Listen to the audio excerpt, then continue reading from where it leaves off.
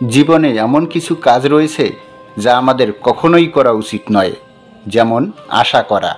যদি আপনি আশা করেন আর তা যদি আপনার পূর্ণ না হয়, তাহলে আপনি খুবই কষ্ট পাবেন।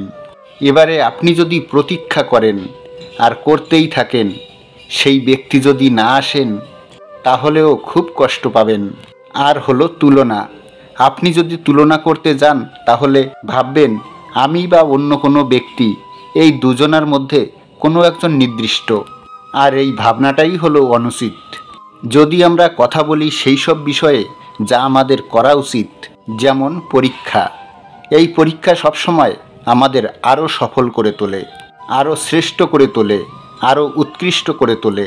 আসন্ন মহাসংগ্রামের জন্য এই পরীক্ষা আমাদের প্রস্তুত করে তোলে। তাই এই পরীক্ষা থেকে কখনোই পালাবেন না, এর সম্মুখীন হন। আর হলো কর্ম।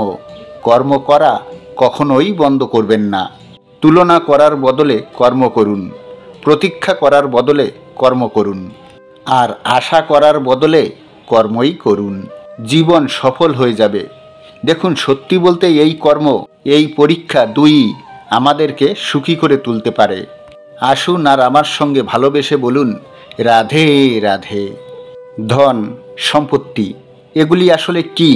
এগুলি আসলে সেই মূল্য যার দ্বারা কোনো কিছু আমরা অর্জন করতে পারি। এবার এই ধনের দ্বারা এই সংসারে অনেক কিছু লাভ করা সম্ভব, কিন্তু এই সব কিছুই শুধুমাত্র ভৌতিক বস্তুই হবে, ভৌতিক সামগ্রী, ভৌতিক সুবিধা। অর্থাৎ আপনার কাছে যতই ধন থাকুক, আপনাকে শান্তি এনে দিতে পারবে না, আপনাকে জীবনের বাস্তব সুখের অনুভূতি লাভ করাতে পারবে না, কারণ এগুলো ভৌতিক ধন। এই ভৌতিক বস্তুই অর্জন করাতে সক্ষম। বাস্তবিক ধন কি, যদি এই প্রশ্ন আপনার মনে আসে, তাহলে এর উত্তর আমি আপনাকে দেব একটি উদাহরণের মাধ্যমে। কখনো আপনি শুনে থাকবেন একজন পিতা সারা জীবন অনিষ্ট করেন, অনর্থ করেন, খারাপ কাজ করেন শুধু ধন অর্জনের জন্য। তিনি ভাবেন যে আমি ধন অর্জন করব আর নিজের সন্তানকে একটা উজ্জ্বল ভবিষ্যৎ প্রদান করব, একটা সুখ স্বাচ্ছন্দ্যময় জীবন দান করব। এবার সন্তান যখন জন্ম লাভ করে, তখন সে ভাগ্যের জোরে সেই ধন ভোগ করে। যেরকম সে পায় সেই রকমই তার ব্যবহার সে করে। কখনো আপনি এটাও দেখে থাকবেন যে সেই সমস্ত ধন সন্তান নষ্ট করে ফেলে, আর সেই পিতা যিনি সমস্ত ধন সঞ্চয় করেছেন, যিনি সেই ধনের প্রভু, আজ তিনি সেই ধনের প্রহরী হয়ে রয়েছেন। এবারে এরকম কেন হয়? এই রকম তখনই হয় যখন সেই পিতা বুঝতেই পারেন না যে তার জীবনের আসল ধন কি। সেই আসল ধন তার সন্তানকে সে দিতেই পারে না। যদি পিতা তার সন্তানকে কর্মের জ্ঞান দিতে পারেন, উচিত কোনটা অনুচিত কোনটা যদি সেই শিক্ষা দিতে পারেন, সংস্কারের প্রকৃত শিক্ষা দিতে পারেন, সেটা ধনের থেকে অনেক বেশি গুরুত্বপূর্ণ। আর এটাই হলো জীবনের বাস্তব ধন। আপনি সেই কথা তো অবশ্যই শুনে থাকবেন, কুসন্তান থাকলে ধনসঞ্চয় করে কি হবে, সুসন্তান হলে ধনসঞ্চয় করে কি হবে। সন্তান যদি কুপুত্র হয় তাহলে সব নষ্ট করে ফেলবে, আর সন্তান যদি সুপুত্র হয় তাহলে ধন থাকুক না থাকুক, সে নিজেই কর্মের পথে অগ্রসর হয়ে সে ধন অর্জনও করবে আর নিজের জন্য একটি সুন্দর ভবিষ্যৎ গড়ে তুলবে। তাই সন্তানকে সম্পদ দেওয়ার আগে কর্মের জ্ঞান দান করুন, সুশিক্ষা দিন, কারণ এটাই হলো জীবনের প্রকৃত ধন। আসুন আর আমার সঙ্গে ভালোবেসে বলুন, রাধে রাধে। এই জীবন কিভাবে বদলানো সম্ভব? কিছু মানুষ বলেন যে নিরন্তর কাজ করলে, পুরুষার্থ পালন করলেই এই জীবন বদলে ফেলা সম্ভব। আজ আমি আপনাকে এটা বোঝাবো যে এক মুহূর্ত, সময় ও সিদ্ধান্ত কতটা গুরুত্বপূর্ণ হয়।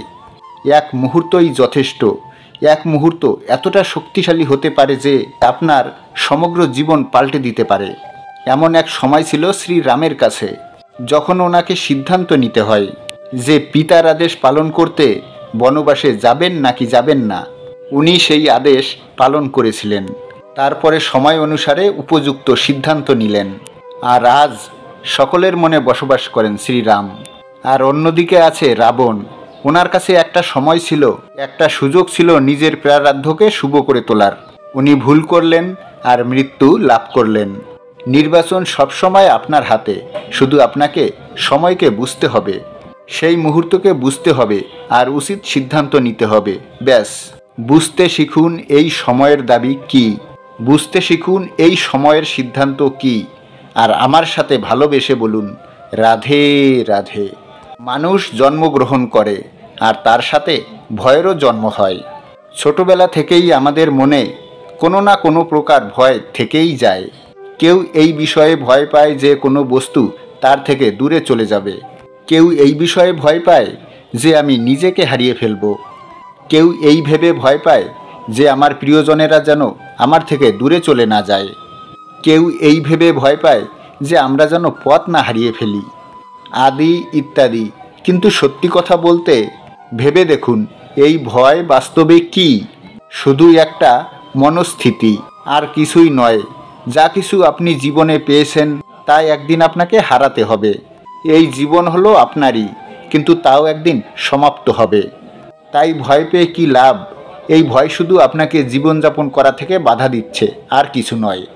পথ হারিয়ে ফেললেই বুঝতে পারবেন যে নতুন পথ কিভাবে বানাতে হয়। কিছু মানুষকে জীবন থেকে হারালে তবেই আপনি বুঝবেন যে আপনার আপনজন কে।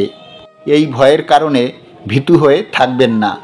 এই তারা নক্ষত্র অন্ধকারের অভাবে গুরুত্ব হারায়। শিবকেও মহাদেব হবার জন্য বিষ পান করতে হয়েছিল। প্রত্যেক পরিস্থিতি, প্রত্যেক সাফল্য আপনাকে পরীক্ষা নেবে। উত্তীর্ণ হওয়া হলো আপনার কর্ম। যখনই আপনি ভয় পাবেন বা সংকটের সম্মুখীন হবেন, তখন সাহসের সাথে তার সম্মুখীন হন। মনে রাখবেন, যে সম্মুখীন হতে জানে সাফল্য তার সাথে সবসময় থাকে। আসুন আর আমার সাথে ভালোবেসে বলুন রাধে রাধে। বুদ্ধি আর বিবেকের পার্থক্য কোথায় তা নিয়ে এই সংসার অনেক কিছু ভাবে। কিছু মানুষ ভাবেন যে এই দুই হলো একই, কিন্তু যদি সত্যি কথা বলি, এই দুইয়ের মধ্যে এক অমূল্য পার্থক্য আছে। আর তা হলো এটা যে বুদ্ধির সম্পর্ক হলো মস্তিষ্কের সাথে, আর বিবেকের সম্পর্ক হলো হৃদয়ের সাথে। যে কোনো বুদ্ধিমান মানুষ কি করে? নিজের মতো করে এই সংসারকে বদলে ফেলার চেষ্টা করেন। একজন বিবেকশীল মানুষ কি করেন? নিজের অন্তরকে, নিজের মনকে বদলে ফেলার চেষ্টা করেন। কারণ মানুষের সংসার এই মনের মধ্যেই বসবাস করে। তাই বুদ্ধির ব্যবহার অবশ্যই করুন, কিন্তু বিবেকের লাগামটা অবশ্যই শক্ত করে ধরবেন। আসুন আমার সাথে ভালোবেসে বলুন রাধে রাধে। বনস্পতি ফলনের জন্য আমাদের কিসের প্রয়োজন পড়ে? একটু ধরিত্রীর, আর একটু পরিশ্রমের, আর একটা বীজের। এখানে যদি মানুষের কথা বলি, তাহলে এই ধরিত্রী হলো মানুষের জীবন।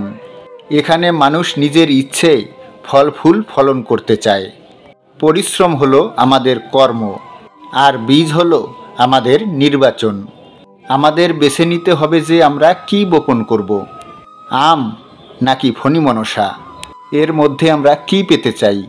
রসালো ফলের ফলন চাই নাকি কাটার ফলন চাই, তা আমাদের উপর নির্ভরশীল। কিন্তু একটা কথা ঠিক, লক্ষ্য যেমনই হোক না কেন, জীবন যেমনই হোক না কেন, যদি আপনি লক্ষ্যের দিকে এগোতে থাকেন, তাহলে কর্মের সাথে খামখেয়ালি আচরণ করতে পারবেন না। যদি আপনি এমনটা করেন, তাহলে এটা আপনাকে একটা অনুচিত লক্ষ্যে পৌঁছে দেবে, সেটা কিন্তু নিশ্চিত। সবসময় এটা মনে রাখবেন, কর্মের সাথে খামখেয়ালি হবেন, অর্থাৎ কর্মও আপনার সাথে খামখেয়ালি হবে। তাহলে নিষ্ঠার সাথে কর্ম করতে থাকুন আর নিজের লক্ষ্যকে প্রাপ্ত করুন। আর আমার সাথে ভালোবেসে বলুন রাধে রাধে। পরিস্থিতি কখনো এটা ভালো থাকে, আবার কখনো মন্দ হয়ে যায়। কখনো পরিস্থিতি আমাদের পক্ষে থাকে, আবার কখনো এই পরিস্থিতি অনুযায়ী আমাদের চলতে হয়। কোনো বিকল্প থাকে না। কিন্তু যখনই এই পরিস্থিতি খারাপ হয়ে যায়, তখন আমাদের কি করা উচিত, এই প্রশ্ন মনে জেগে ওঠে। পরিস্থিতি যখন প্রতিকূল হয়, তখন আমরা কিছু হারালে তা হারিয়ে ফেলি, ঠিক আছে, কিন্তু যা বাকি আছে সেটা আমরা আগলে রাখতে পারি। পরিস্থিতিকে সামলে রাখার চেষ্টা আমরা অবশ্যই করতে পারি, শুধু সেইটুকুই আমাদের হাতে রয়েছে। কিন্তু এর থেকেও বড় সমস্যা আছে, অহংকার। কখন প্রবেশ করে তা আমরা জানতেও পারি না। অহংকার আপনাকে বুঝতেও দেবে না যে সত্যিই আপনি কিছু হারিয়েছেন। আপনার কিছুই যাবে আসবে না। দেখতে গেলে আকাশের সূর্যও নিজের প্রকাশ হারিয়ে ফেলে যখন অন্ধকার ঘনিয়ে আসে। তাহলে আমরা কে হই? ওনার সামনে তো কিছুই নই। এই অহংকার আমাদের দমন করতেই হবে। এটা বিশ্বাস করতে হবে যে এই সমগ্র সৃষ্টিতে আমরা শুধুমাত্র একটা কণা, তার থেকে আর বেশি কিছুই নয়। এটাও বিশ্বাস করতে হবে যে আমরা ততটাও বড় নই যে কখনোই কিছুই হারাবো না। এবার যেদিনই এই জ্ঞান আপনি আত্মস্থ করে নিজের আচরণ পাল্টাবেন, মনে রাখবেন সেদিনই আপনি অহংকারকে দমন করার পথে অগ্রসর হয়ে পড়েছেন। এই অহংকারকে দমন করুন আর আমার সাথে ভালোবেসে বলুন, রাধে রাধে।